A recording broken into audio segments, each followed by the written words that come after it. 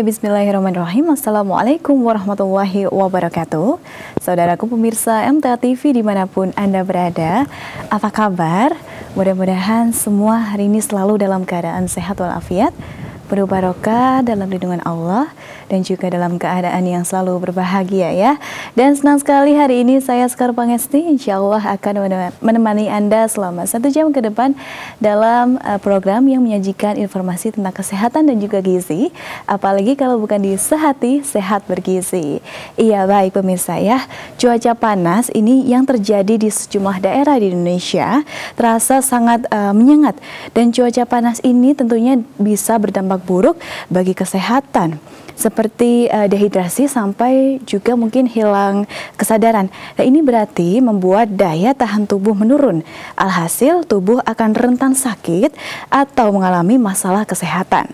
Nah pemirsa, tentu saja menjaga asupan agar kondisi tubuh kita ini tetap fit begitu ya, dan kualitas hidup kita juga tetap baik begitu, maka diperlukan juga ini pemilihan makanan serta minuman yang bisa menunjang kesehatan tubuh kita ya, agar di cuaca yang ekstrim seperti ini tubuh kita, daya tahan tubuh kita tetap terjaga, tetap prima begitu ya. Baik, dan sesuai topik kita hari ini adalah gizi dan cuaca ekstrim. Dan bagi pemirsa nanti silahkan bagi Anda yang ingin tanya-tanya maupun berkonsultasi juga dengan narasumber kita, Anda dapat menghubungi di line telepon di bawah ini ya, 02716793.000, juga dapat melalui via WhatsApp maupun SMS di nomor 08112553000. Kami tunggu teleponnya pemirsa ya. Baik, kita akan membahas tema hari ini tentunya bersama narasumber kita. Pemirsa sudah bisa menebak hari ini kita bersama dengan Mbak Aulia Idris. Mari kita sapa. Assalamualaikum warahmatullahi wabarakatuh Mbak Aulia. Waalaikumsalam warahmatullahi wabarakatuh Mas Sekar. Mbak Aulia apa kabar? Alhamdulillah sehat. Sehat, tetap sehat di cuaca yang ini ya, sempat dipaparkan di awal sangat panas sekali ya. Sangat panas dan mempengaruhi kesehatan beberapa saudara-saudara kita. Tapi kita bisa menyiasati, jangan panas-panas. Baik. Nah, kita akan membahas begitu ya Mbak tentang gizi dan juga cuaca ekstrim hari ini. Nah, bagaimana kita harus menjaga makanan dan minuman yang harus kita konsumsi supaya daya tahan tubuh kita ini atau kesehatan pada tubuh kita ini tetap prima di cuaca yang ekstrim seperti ini. Silahkan Mbak Aulia. Terima kasih Mbak Sekar. Bismillahirrahmanirrahim. Assalamualaikum warahmatullahi wabarakatuh. Bapak Ibu, pemirsa MTA TV, pendengar Persada FM dimanapun Anda berada. Alhamdulillah pagi ini kita berjumpa dalam suasana yang mungkin cuaca akhir-akhir ini kita rasakan lebih panas dari biasanya. Sebenarnya tidak masalah karena kita memang sudah terbiasa dengan negeri kita yang memang sudah dikatakan adalah negara tropis ya. Tropis itu karena kita memang berada di dekat ekuator, garis tengah dari bumi ya, khatulistiwa. Sehingga titik terdekat kita dengan matahari juga semakin nyata. Nah, kebetulan ini menurut pakar dikatakan bahwa titik matahari saat ini tepat berada di garis tengah itu, sehingga langsung dekat dengan posisi negeri kita yaitu Indonesia, sehingga cuaca terasa lebih panas, udara menjadi kering, kelembaban menjadi kurang, dan bagi sebagian orang kondisi ini ternyata juga memicu terjadinya gangguan kesehatan. Nah, apakah kita akan membiarkan kondisi seperti ini atau kita harus mengatasi? Ya, kita akan coba belajar sama-sama bagaimana mengatasi keadaan saat ini dengan mengatur asupan gizi kita supaya kita tidak sakit, supaya kita tetap bisa beraktivitas seperti sedia kala tanpa ada rasa gangguan ya. Ya, saudaraku, dikabarkan bahwa puncak cuaca panas ini nanti akan terjadinya itu insya Allah tanggal 20 besok. Jadi kalau selama ini udah panas 40 sampai 43 derajat ya siang hari kalau kita ada di jalan itu, besok kita akan puncaknya. Jadi kita persiapkan aja dengan apa? Banyak minum, kemudian juga mungkin pakai baju yang lebih tertutup. Kita tidak berpanas-panas, pakai pelindung diri seperti payung, jaket, terutama untuk saudara-saudara yang memang harus beraktivitas banyak kegiatan outdoor atau di luar rumah. Tetapi kalau memang memungkinkan ya kita mengantisipasi tidak banyak kegiatan dulu di luar rumah karena panas ini memang sangat terik. Sampai malam sisa panas ini masih kita rasakan. Jadi pada pukul 8 malam itu suhu masih ada di kisaran 35 derajat Celcius. Jadi ini bisa kita bayangkan ya, misalnya setting ini kita berada di studio saat ini suhu ada di 17, paling banter 20 begitu ya. Tetapi ketika suhu ini panas bisa 2 kali lipatnya. Nah, cuaca panas ini mungkin terbiasa untuk saudara-saudara kita yang mungkin sekarang sedang menunaikan ibadah umroh atau menunaikan ibadah haji, itu juga di sana juga merasakan cuaca panas. Nah, ini panas ini saat ini juga kita rasakan di sini ya, di Indonesia yang sebetulnya jauh dari negara yang banyak gurunnya, negara-negara yang di Arab dan sebagainya yang memang terkenal dengan panas, tapi di sini sekarang juga terasa panas.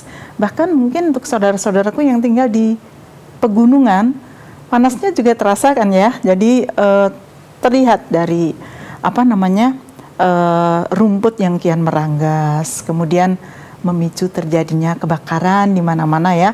Ini alat-alat mesin ini mudah sekali terjadi ledakan ya, mudah terjadi ledakan. Nah, hari ini kita belajar bersama apa yang akan kita lakukan ketika terjadi cuaca kita katakan ekstrim. Ekstrim itu artinya di luar kebiasaan. Kalau di Indonesia biasa di kisaran 20 di bawah 30, maka saat ini bisa di atas itu. Nah, panas terik ini saudaraku, ini membuat semua orang akan mengalami resiko masalah kesehatan. Semua saja, mau anak kecil, dewasa, lansia, mereka yang di dalam rumah, mereka yang di luar rumah, mereka akan merasakan dampak yang sama, yaitu suhu terasa lebih panas dari biasanya. Dan resiko ini, saudaraku, akan menjadi semakin tinggi ketika cuaca ekstrim atau panas ini tidak kita imbangi dengan konsumsi gizi yang seimbang. Nah, konsumsi gizi seimbang yang seperti apa? Kita harus tahu dulu bahwa ketika terjadi panas terik atau suhu udara lebih panas dari biasanya, ini akan terjadi ada keterbatasan kemampuan tubuh kita untuk beradaptasi dengan panas yang tinggi tadi. Nah, kalau tubuh kita tidak bisa menyesuaikan dengan kondisi sekeliling kita yang lebih panas, maka akibat yang terjadi adalah dehidrasi, kekurangan cairan di dalam tubuh kita. Kekurangan cairannya itu dari mana? Yang tidak terlihat, terjadi penguapan dari tubuh kita. Penguapannya melalui apa? Ketika kita bernafas, itu selain CO2 dihasilkan, juga ada H2O atau air. Makanya kalau kita bernafas, hembusannya itu akan menghasilkan uap air. Itu artinya kita sudah mengurangi cadangan cairan di dalam tubuh kita dari pernafasan. Kemudian dehidrasi tadi juga terjadi penguapan dari tubuh kita. Ketahuannya dari mana? Ketika tubuh kita panas, maka tubuh kita berusaha mendinginkannya dengan mengeluarkan cairan keringat. Nah, keringat yang membasahi tubuh dan kulit kita ini akan mendinginkan permukaan kulit kita. Ini upaya secara alami supaya tidak terjadi panas tubuh yang berlebihan. Tetapi berkeringat secara terus-menerus ini tentu saja juga bisa memicu terjadinya dehidrasi. Apalagi kalau kita aktivitasnya berat di luar rumah, keringat bercucuran banyak sekali, tidak segera diganti, maka terjadilah dehidrasi atau kekurangan cairan di dalam tubuh tadi. Apa dampak jangka panjang dari dehidrasi atau pembiaran dehidrasi tadi? Jika tidak kita tangani dengan baik, maka dehidrasi ini akan memicu heat stroke. Heat stroke ya. Heat stroke itu terjadi panas di dalam tubuh kita, kemudian di kepala terasa sekali panas sehingga menyebabkan seseorang bisa mengalami kehilangan kesadaran yang kita kenal dengan istilah heat stroke. Nah, kualitas udara akan memburuk seperti saat ini terjadi ya. Di mana? Di Jakarta. di sana terjadi polusi industri, polusi asap kendaraan, polusi-polusi yang lain, sehingga memicu terjadinya gangguan kepekatan udara, sehingga dikatakan melampaui batas aman yang diizinkan. Kondisi memburuk kualitas udara ini biasanya akan terjadi di tempat tinggal yang berada di dekat kawasan industri. Jadi hati-hati yang tinggal dekat pabrik, kemudian di sana juga ada pembuangan asap, pembuangan polusi, biasanya bisa berwarna, bisa nggak berwarna, atau kadang juga ada pabrik yang nakal membuangnya pada jam-jam tertentu, malam orang nggak lihat, tahu-tahu kita mencium aroma bau, kemudian juga asap yang pekat. Efeknya apa? Gangguan dari udara yang tidak bagus tadi, batuk, kemudian gangguan infeksi saluran pernafasan atas. Jangka panjangnya tentunya seseorang juga bisa mengalami gangguan pernafasan atau gangguan atau infeksi paru. Ya, ini dampak dari kualitas udara yang tidak bagus di sekeliling kita. Kualitas udara memburuk ini juga bisa terjadi ketika saat ini terjadi cuaca yang sangat ekstrim atau panas tadi. Kemudian pertumbuhan bakteri dan mikroorganisme lainnya ini justru meningkat, sehingga juga bisa memicu terjadinya penyakit infeksi. Ya, terjadi penyakit infeksi. Infeksi apa? Paling banyak sekarang di vaskes ya, yang berobat adalah batuk. Batuk. Ya, batuk, pilek ya. Mereka banyak mengalami infeksi atau gangguan saluran pernafasan tadi ya. Nah, itu kalau kita sudah mengetahui latar belakang dari akibat terjadinya panas terik, dan kita tidak boleh mengabaikan, tetap tadi kita katakan dilindungi, kita bekerja aktivitas pakai baju yang lengan panjang, sarung tangan, pakai payung ya, jaket gitu ya, supaya kulit kita tidak terjadi paparan secara langsung. Lebih telaten lagi pakai lotion ya, lotion untuk melembabkan kulit supaya tidak terjadi kekeringan pada kulit kita, karena tadi menguap cairan tubuh kita. Penguapan itu bisa terlihat, tidak terlihat. Kalau kita tidak percaya, kita bisa berdiri di pinggir jalan raya, aspal. Itu coba ketika siang hari panas begini, itu akan terlihat seperti asap mengepul dari aspal. Itu sebetulnya juga panas terik yang luar biasa. Bahkan eksperimen dari beberapa wilayah itu dikasih penggorengan telur itu mateng. Ini seperti ketika panas di Inggris. Di Inggris memang ketika sedang musim panas, suhunya tinggi sekali, di sana itu bisa penggorengan ditaruh telur matang, dan Indonesia sudah sampai ke tahap itu gitu ya. Saking panasnya ya, Mbak. Saking panasnya gitu ya. Untuk ibu-ibu mungkin bisa hemat, tapi nggak juga. Hati-hati. Sekarang sedikit saja bisa memicu terjadinya kebakaran. Makanya kenapa sampai terjadi kebakaran di mana-mana tanpa kesengajaan apapun, itu memicu karena ini sudah cuacanya sangat panas. Panas. Jadi gesekan daun yang kering di hutan saja itu memicu terjadinya percikan api. Makanya yang namanya kebakaran hutan itu sangat marak di mana-mana. Itu akibat sabana yang mengering, rumput mengering, kemudian dia saling bergesek saking keringnya. Itu juga panas itu bisa memunculkan api. Bahkan kita ketika kita kemah dan lain sebagainya, kita kadang kan menciptakan api ya. Kalau nggak ada korek, kita menciptakan api, entah kita menggesek batu, entah kita pramuka itu ya, itu bisa memunculkan api. Dan itu yang terjadi di sekeliling kita saat ini. Jadi cuaca yang panas ini kita imbangi juga dengan kewaspadaan tingkat tinggi, karena kemungkinan kemunculan bencana kebakaran di sekeliling kita. Efeknya kita kembali ke tubuh kita. Harus kita apakan ya tubuh kita? Satu, mudah terpapar infeksi. Nah, kita harus apakan? Kita akan mencoba mengelola pola diet atau pola makan kita yang bisa mencegah dehidrasi atau pengurangan cairan di dalam tubuh tadi. Apa nomor satu yang harus kita lakukan? Air putih sepanjang waktu, air putih ya. Kemudian kita kemarin sudah diatur, kalau misalnya kita bisa makan 2 liter per hari. 1,5 sampai 2 liter. Ini pada kondisi normal, karena pada kondisi tertentu orang sakit itu ada yang membatasi konsumsi cairan. Misalnya dia ada bengkak dan lain sebagainya, biasanya konsumsi cairannya harus dibatasi.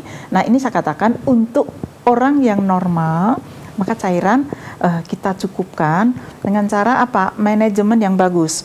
Minum tidak boleh langsung banyak, misalnya 2 botol besar. Sedikit-sedikit tetapi sering, beberapa teguk tapi sifatnya sering, kecuali kita sedang menunaikan puasa ya, insya Allah kalau yang kuat ya tetap puasa sunnah dan lain sebagainya, atau puasa di tengah bulan, ini kita tetap bisa konsumsi cairannya, kita atur 2 gelas, dan usahakan ketika malam sudah maghrib itu sudah tidak ada konsumsi lagi, karena kalau kita minum-minum di atas maghrib, satu, ini memberatkan ginjal kita. Yang kedua juga akan mengganggu tidur kita, karena kita pasti akan banyak membuang cairan. Nah, justru perbanyak minumnya siang, karena apa?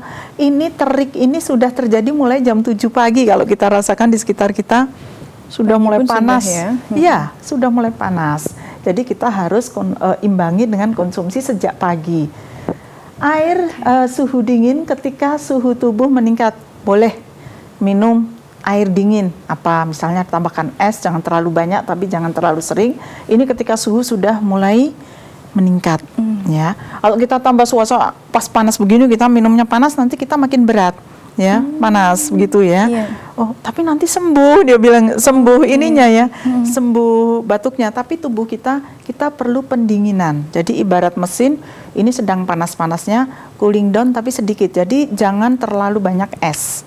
Es tapi sedikit, misalnya ya 2-3 potong es batu boleh, tapi jangan sampai berlebihan esnya, minta yang esnya ditambah Mbak, biar dingin atau jangan dibekukan. Tetap ya. Ya, betul. Baik. Tubuh kita juga tidak siap mengantisipasi ketika di luar panas, di dalam ini dingin sekali, ibarat gelas pecah, retak, ya, kan begitu. Jadi boleh minum, tetapi air yang suhu dingin ketika suhu tubuh mulai meningkat, kita merasakan suhu tubuh kita temperaturnya meningkat, boleh, ya.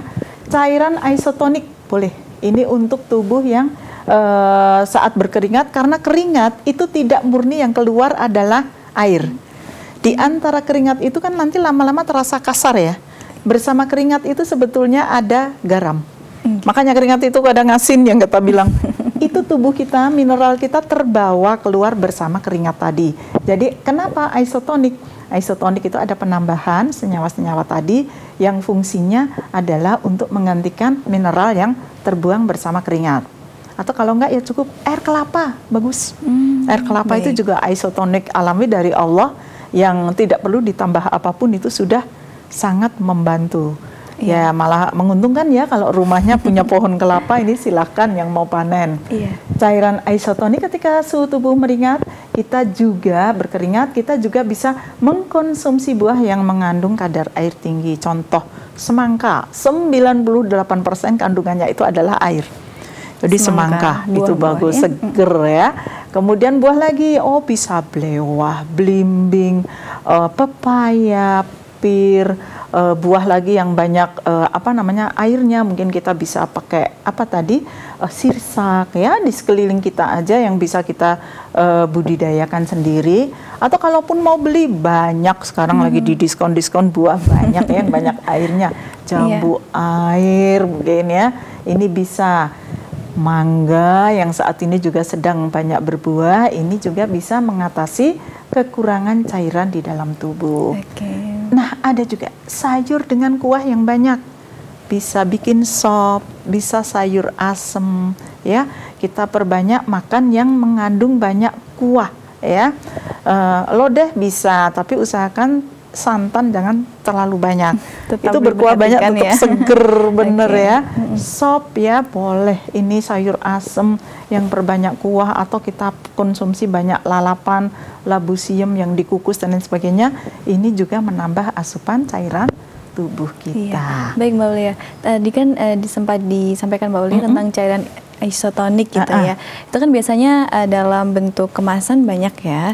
Dan juga di cuaca yang terik seperti ini kadang orang tuh senang itu minum yang kemasan-kemasan, rasanya kan seger, manis. Nah itu bagaimana sebaiknya? Itu ini kan digunakan hanya darurat untuk cuaca ekstrim ya. Pada kondisi tertentu ketika orang tidak mengalami kehilangan banyak keringat, kemudian juga tidak banyak cairan tubuh yang harus diganti, yang isotonik ini justru membahayakan kesehatan, begitu ya. Karena dibutuhkan baru diminum. Ketika dibutuhkan, jadi on demand. Jadi ketika kita membutuhkan, tubuh kita boleh diberikan. Tapi kalau kita tidak butuh, kemudian terus saja kita minum dengan alasan suka sih, seger gitu ya, manis. Karena pakai apa sih Mas Kar? Itu pakai apa itu? Apa ya? Kadang-kadang yang seger-seger itu apa namanya? Kalau kita minum ada karbonasi ya, yang berbusa-busa itu. Hati-hati, minuman kemasan itu satu pengawet, yang kedua juga mengandung kadar gula yang sangat-sangat tinggi. Ini yang harus kita hindari. Jadi ketika kita isotonik itu tadi yang justru kita rasakan, sebetulnya isotonik itu rasanya asin. Sebenarnya ya. Ada asin-asinnya karena di sana ada penambahan garam. Ini bagus untuk mengatasi mungkin yang mereka sedang mengalami dehidrasi. Misalnya pada kasus sakit diare, orang itu biasanya harus banyak konsumsi cairan yang ditambahkan oralit gitu ya, yang kita tahu, yang kita buat sendiri. Perpaduan antara gula dan garam, kemudian air putih diaduk, diberikan secara terus-menerus sebelum mendapat pertolongan dari rumah sakit dengan infus. Nah, pada kondisi saat ini pun terik, kita juga mengalami kekurangan cairan itu. Tadi bisa salah satunya diatasi dengan minuman isotonik. Tapi ingat, tidak boleh terlalu banyak. Lebih saya anjurkan konsumsinya air putih. Air putih. Jadi Mbak Ulia sampaikan bahwa cairan isotonik itu kan banyak mengandung garam ya. Nah itu kan kalau kita minum di dalam kemasan itu kan jadi rasanya enak. Berarti itu gula yang sangat banyak berarti ya. Gulanya banyak. Sehingga bisa memadukan rasa yang asin itu menjadi rasa yang nikmat. Oh begitu ya. Atau bagaimana? Pada kondisi tertentu dia membutuhkan pada penggantian cairan tubuh. Dia satu mungkin juga butuh energi karena dari gula tadi. Yang kedua mengimbangi rasa asin, penambahan garamnya kan agak lebih itu. Nah, tetapi pada kondisi tertentu kalau kita minum cairan isotonik itu sebetulnya adalah cairan infus untuk pasien di rumah sakit. Jadi cairan infus itu rasanya begitu. Oh begitu. Jadi perusahaannya sama. Antara cairan infus itu dengan cairan infus rumah sakit dengan cairan isotonik itu ada yang pabriknya sama, lambangnya biru ya. Itu contoh adalah air infus yang dikonsumsi boleh, tapi tidak berlebihan ya Mbak. Yang familiar sudah kita kenal ya Mbak Ulia ya. Baik, berarti itu akan baik jika memang tubuh itu membutuhkan ya, dan tidak baik jika itu dikonsumsi secara berlebihan. Bebas dan berlebihan. Baik Mbak Ulia, kita break sejenak, nanti kita akan sambung di sesi kedua Mbak Ulia ya. Baik pemirsa MTA TV dimanapun Anda berada, jangan kemana-mana, tetap di Sehati Sehat dan Gizi setelah informasi-informasi berikut ini.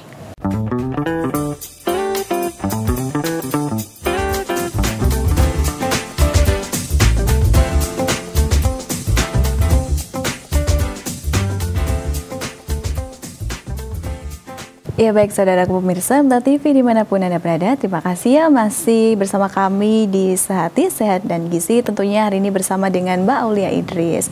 Baik, kami masih membuka ya bagi Anda yang ingin bertanya maupun berkonsultasi nanti dengan Mbak Aulia, silahkan. Kami masih membuka selama live ini berlangsung di nomor 0271 679 3000 di bawah ini, dan juga bisa melalui WhatsApp maupun SMS 0811 2553 3000. Baik Mbak Aulia, kita akan lanjutkan kembali. Tadi masih tentang gizi dan juga cuaca ekstrim ya. Disampaikan tadi oleh Mbak Aulia bahwa di cuaca yang panas seperti ini kita harus tetap menjaga cairan tubuh kita ya dari dehidrasi, dan juga tadi setidaknya kita melindungi diri kita menggunakan tabir surya fisik seperti payung dan sebagainya begitu ya Mbak Aulia. Dan juga harus tetap menjaga asupan gizi yang masuk untuk tubuh kita. Nah mungkin kali ini makanan apa yang harus kita konsumsi yang terbaik lah ya Mbak ya, yang tepat ini untuk cuaca panas seperti ini? Tadi kita sudah mencoba mengkonsumsi cairan berupa air putih cukup, kemudian sayuran, buah-buahan begitu ya. Kemudian kita juga bisa meningkatkan kinerja organ pernafasan dari konsumsi makanan ya. Apa saja itu ya? Kita bisa mengkonsumsi beet. Beet itu seperti ubi tetapi dia berwarna keungu-unguan. Ini banyak dijual di pasar gede Solo dan lain sebagainya. Mungkin seperti buah naga ya, ungu begitu ya. Tapi dia full warnanya ungu. Dia beet ini bisa disajikan dalam bentuk salad ya, dipotong-potong begitu. Kemudian paprika. Paprika itu cabai yang gendut-gendut ya, bentuknya lucu seperti tomat. Ini bisa warna merah, bisa warna hijau, atau kita bisa ganti dengan cabai merah, cabai hijau bisa. Apel. Kemudian labu kuning ya, labu kuning kita juga familiar. Ada konsumsi kunyit, tomat ya, buah tomat. Teh hijau ya. Kemudian juga kubis merah ya. Kemudian juga lobak. Lobak itu ada yang putih panjang seperti wortel, ada juga lobak merah atau kita kenal dengan radish. Ini juga kita sajikan dalam bentuk salad ya. Dipotong-potong mentah kemudian disajikan dengan sausnya. Bisa mau sambal kacang boleh, kita bikin saus seperti mayones bisa. Kemudian juga rimpang yang juga bagus untuk kesehatan itu adalah jahe. Ini semua yang kita konsumsi ini akan menunjang kinerja dari organ pernafasan. Jadi ketika kita cuaca panas, nafas kita memburu ya, lebih biasanya karena mengimbangi sistem kerja di tubuh kita kan jadi lebih menggeh-menggeh. Istilahnya begitu ya. Menggeh-menggeh lebih berat memacu nafas atau mereka yang mengalami penyakit gangguan pernafasan seperti ketika terjadi batuk, pilek, maka kita bisa sajikan menu-menu dari sayuran yang kita sajikan ini. Bisa lobak, bisa jahe, bisa beet, paprika. Ini bahannya di-create saja. Menunya mau dibikin apa, boleh. Kemudian kita lanjutkan bahwa makanan untuk meningkatkan imunitas tubuh. Ketika cuaca panas ini juga terjadi penurunan daya tahan tubuh. Kita menjadi rentan. Apa saja itu? Makanan sumber protein dan zinc. Protein bisa hewani, bisa nabati, tahu, tempe, telur, daging, ikan, susu, keju, dan hasil olahnya. Ini merupakan sumber protein dan juga zinc. Zinc ini bisa kita dapatkan dari apa? Sumber laut seperti kerang, ikan, ya. Itu adalah udang, sumber zinc. Itu adalah sumber mineral ya. Kita akan konsumsi di sana bisa telur, ikan, daging ayam, tempe. Kemudian ingat, kita juga banyak produk kacang-kacangan, kacang tanah, kacang kedelai, ada edamame mungkin ya. Ini bisa kita konsumsi dengan cara pengolahan yang tepat.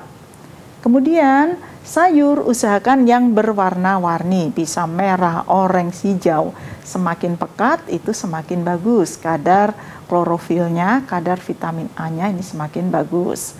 Kemudian sayur kita konsumsi minimal paling sedikit. Berapa? 200 gram. Jadi coba kita sebaiknya sedia timbangan di rumah untuk rajin menimbang. 200 gram itu kira-kira setara dengan berapa mangkok begitu ya. 200 gram per hari. Jadi jangan pernah pelit makan sayur, perbanyak saja karena ini merupakan sumber serat. Buah warna-warni ini minimal 3 porsi per hari, 3 potong sedang ya.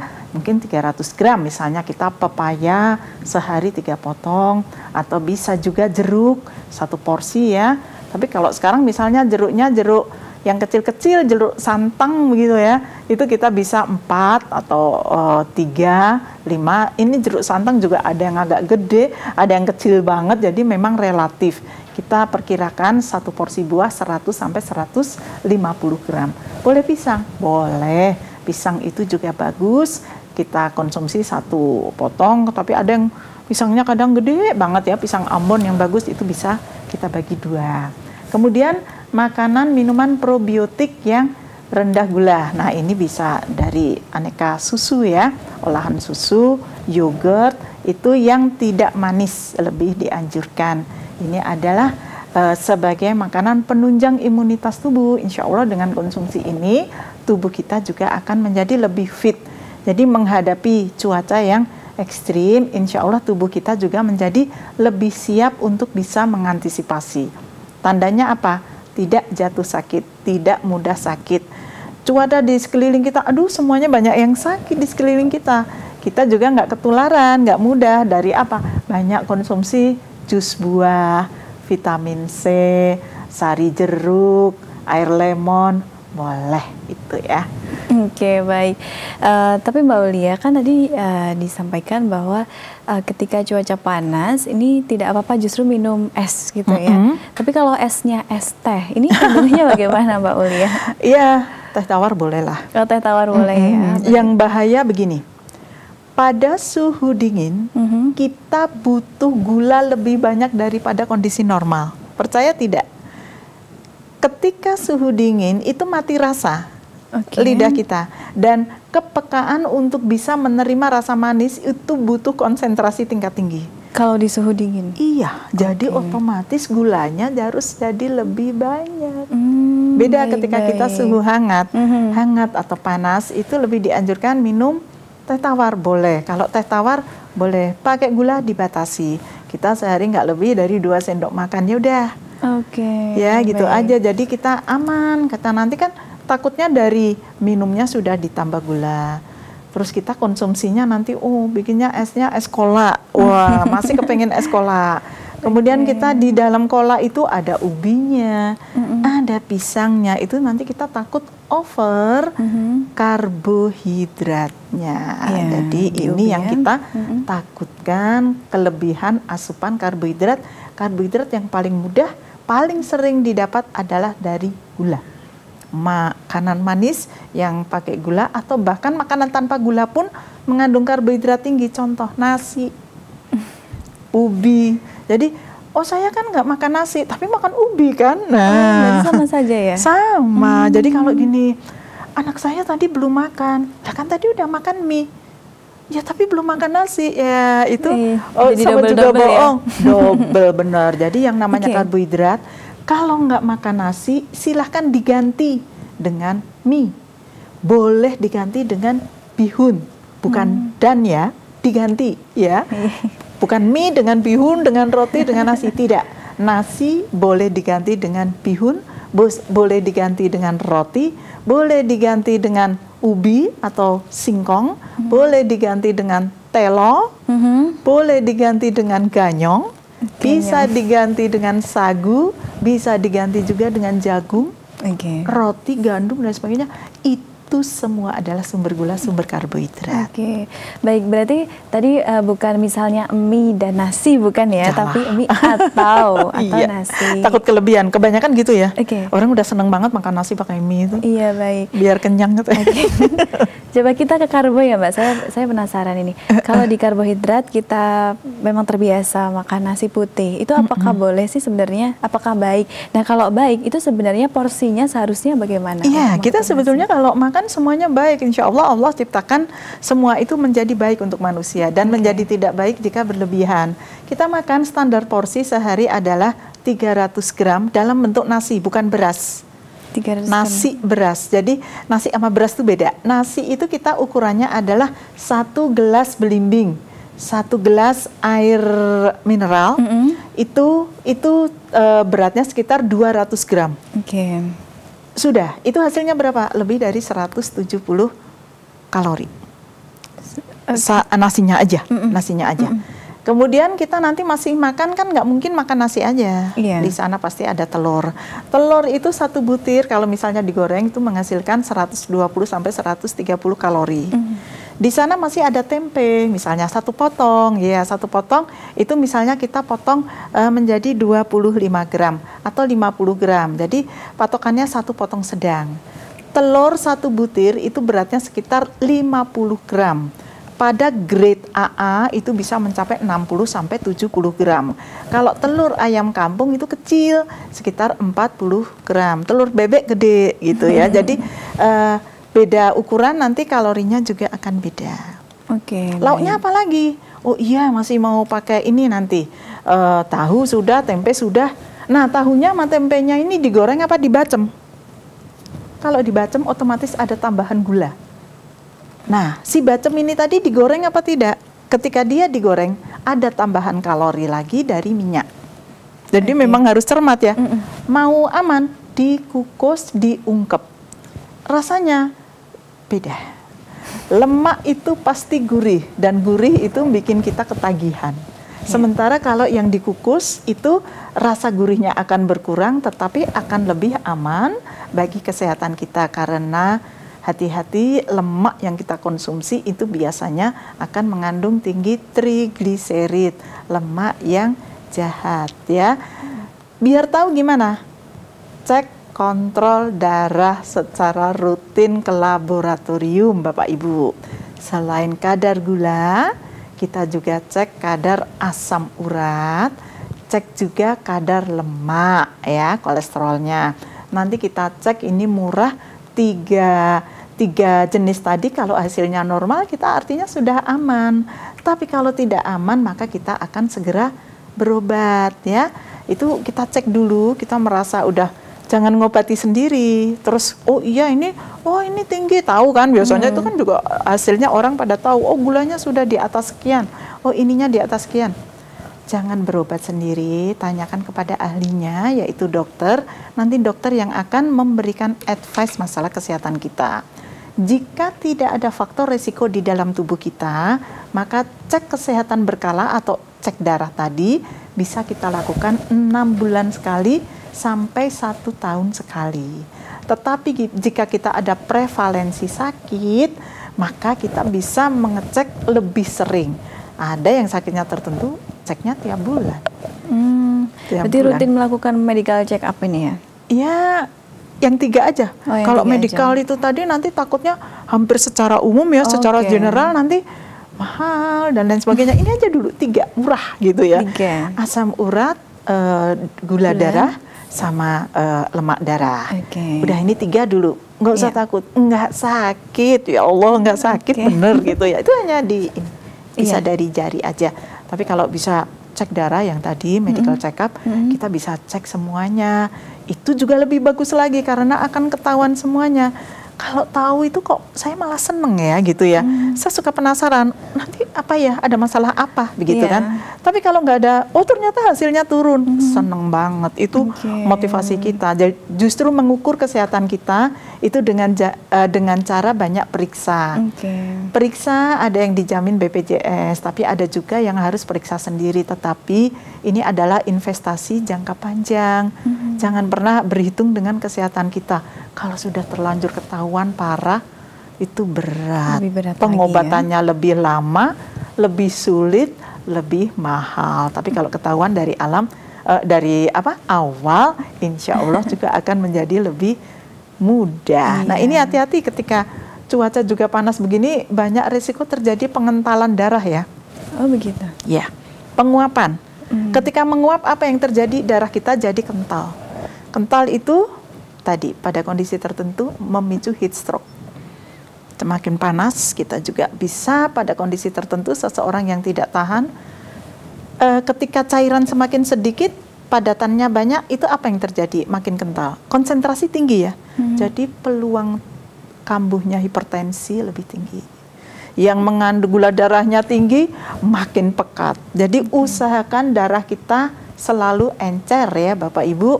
Kalau pada kondisi tertentu itu antiplatelets, biar darah kita nggak ngumpal, dikasih obat dikasih obat pengencer darah. Tapi kalau nggak pengencer darah, kita normal sehari-hari, minumlah air putih yang cukup, banyak makan sayur, banyak makan buah, manfaat serat kita dapat, manfaat sehat juga sudah pasti kita dapatkan. Tetap ya di cuaca yang panas seperti ini maupun cuaca normal tetap harus ya minumnya air putih, makan banyak sayur, dipilah-pilih lah ya, yang sesuai buah contohnya. Tapi Mbak Lia terkait cek kesehatan ini ada juga ini yang takut cek kesehatan justru karena kalau takut ketahuan nanti justru kepikiran. Nah, ini bagaimana? Dibalik mindsetnya, semakin cepat ketahuan, semakin cepat diobatin. Kalau diumpet-umpetin, sakitnya nggak akan pernah hilang. Yang ada adalah makin parah, makin susah diobatin, makin mahal biayanya, dan semakin fatal akibatnya. Gitu. Baik. Jangan takut. Berarti mindsetnya ini harus kita ubah.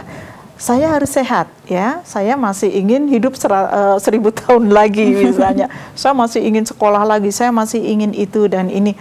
Jangan sedih, justru kalau ketahuan, dokternya juga seneng, semakin cepat bisa diobatin. Karena banyak sekali hal-hal terjadi di sekeliling kita, tahu-tahu udah sakit. Kadang-kadang pada kondisi tertentu, tidak tertolong. Nah, ini kan sedih ya. Padahal kita bisa melakukan upaya penyelamatan dari awal dengan cara apa? Mencegah. Dan kita lebih aware kepada tubuh kita, periksa. Kita periksa itu sebaiknya kapan? Kalau memang orang tua kita ada sakit, misalnya gula, orang tua kita juga ada hipertensi, sebaiknya putra-putrinya ini sudah mulai cek usia 20 tahun. Nggak apa-apa, kita harus lebih inisiatif tahu. Ya Mbak ya? Ya, inisiatif iya, dan ini sekarang juga ada namanya istilahnya apa ya, itu program BPJS, screening dini. Screening ya, dini. Dia screening dari awal, jadi biar ketahuan, nggak usah takut, nggak apa-apa. Soalnya kalau ketahuannya terakhir malah nyesel nanti, kayak saya misalnya ya, aduh harusnya saya sudah seneng-seneng, sekarang malah harus kenceng berobatnya, karena dulu ketika muda saya tidak peduli. Nah, ini untuk yang masih muda-muda dimanapun berada, ayo pola hidup sehat, makan sehat, minum sehat, kemudian juga satu lagi check up kesehatan secara berkala. Baik, baik. Berarti ini bagi pemirsa silahkan jangan takut ya untuk cek kesehatan, begitu ya Mbak Aulia ya. Karena insya Allah nanti lebih cepat diketahui, itu lebih cepat diobati. Kalau sehat kan juga semakin kita tenang ngapa-ngapain. Lagian juga jangan takut, nggak setiap kita sakit harus dioperasi. Enggak. Dokter juga langsung gitu, pasti dioperasi. Ada operasi sekarang itu juga seminimal luka kok. Iya. Teknologi yang berkembang ya Mbak ya. Makin canggih, operasi dan lain sebagainya. Saya operasi sadar kok gitu ya. Sekarang banyak operasi itu bius lokal dan sebagainya. Jangan pernah takut. Tidak semenakutkan zaman dulu. Ilmu kesehatan tuh berubah, progresnya setiap saat berubah, update terus. Alatnya makin canggih, pakai robot dan lain sebagainya. Dokternya makin pintar, jadi fasilitasnya juga semakin nyaman. Nggak perlu takut. Tapi ketika kita saat ini, waduh udah kurang minum, nanti sakit kepala. Ini banyak nyut-nyutan loh ya. Kalau apa namanya, saudara-saudaraku mengalami banyak pusing, itu artinya cairan tubuhnya kurang. Nah, ini berarti kaitannya sama panas, minumnya yang banyak. Nanti kalau semakin kental darahnya, semakin memicu terjadinya pusing. Jadi panas begini, memicu sakit kepala, pusing dan sebagainya. Ini banyak terjadi di sekeliling kita ketika cuaca sedang panas. Dan kita siap ya, insya Allah puncaknya prediksi ya menurut lembaga ini 20 Oktober ini. Iya. Kemarin belum apa-apanya kan? Belum ya. Pokoknya kita siap aja, jangan banyak keluar, kemudian banyak minum, antisipasinya pakai lotion, hand body dan sebagainya, itu mencegah penguapan, menggantikan dengan banyak makanan yang bergizi, sayur, buah. Kemudian juga jus itu juga bagus, tapi ingat jangan banyak minum es. Itu yang berlebihan memicu sakit tenggorokan. Itu hanya ketika terjadi peningkatan suhu tubuh.